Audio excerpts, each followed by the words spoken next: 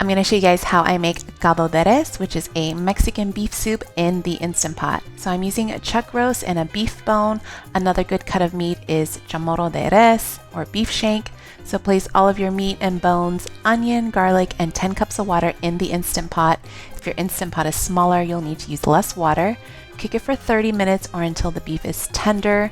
Go ahead and remove the onion, garlic, and beef bone. You can also skim off any fat at this point, and we're going to season it with some salt.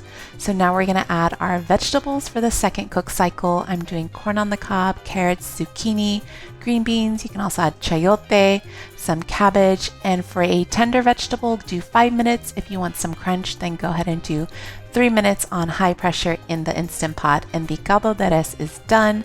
Serve it with lots of lime, cilantro, some hot sauce for the spice, and you can get the full recipe on thaicaliente.com. Enjoy!